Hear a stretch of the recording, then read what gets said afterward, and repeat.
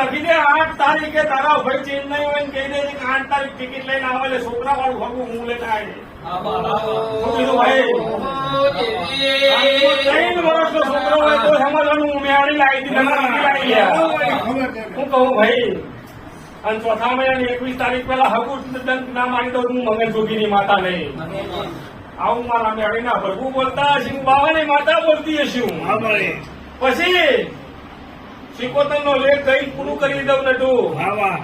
પછી મારા શંભુ બાને પૂછવાનો વારો આવ્યો.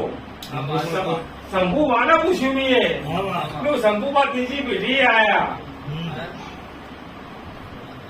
ત્રીજી પેઢી આયા કે ના આયા? ત્રીજી પેઢી શંભુબા આયા એટલે શંભુબા પૂછ્યું કે શંભુબા તમારા ઠાકોર ને કોને કજ્યો હતો? સારું કોઈ વાંધો નહીં. 2 3 4 બરોબર હું મગન જોગીની નટુ માતા બોલતી હશું. શંભુ માનો લેખ ગાતી હશું. બોલીને બીજું નહીં બોલતી હોય. સાચું બોલીને બીજું નહીં બોલતી હોય એટલે વહીથી ઘેર પોકે એટલે ચાલે.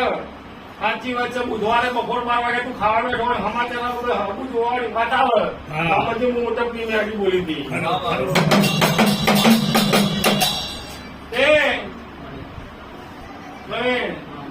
આ 21 તારીખ માં તારા છોકરાનું હકું પાકું કરી દઉં તો મારો વધારે તો કોઈ લેવું નહીં નતું. સાચું ખોટું? છોકરો સેવામાં કોઈ પાછું પડ્યો નહીં નતું. સાચું ખોટું? આપણો પોજરા કોલમાં 100 કિલો 100 પૂરા નોંધી દે. શું કીધું? મોટપની મેળીના નોમના મારી કુવાસીના ધર્માદાના નોમના મારી કુવાસી અને સાચી વાત છે. બરોબર સાચી વાત છે. એટલે બરોબર સાચી બરોબર બધાઓ પકડજી કે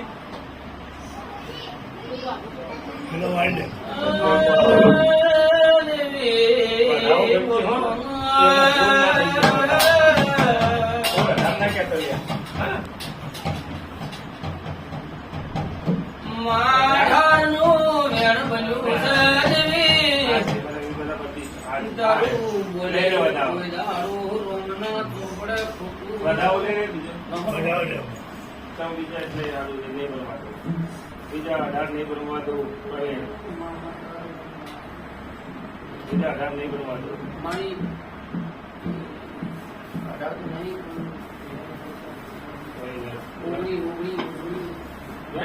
ના 18 નહીં બનવાના 19 બનાવે તો દિવાળી કરી મારી કુવાસી છે તમારી માં છે મારી ભાઈ છે. દિવાળી બા કરી અને દિવાળી બા સાચી હશે તો 8 તારીખે દીકરા વાળું હકું ના આવતું મગન જોગીને માતા નહીં.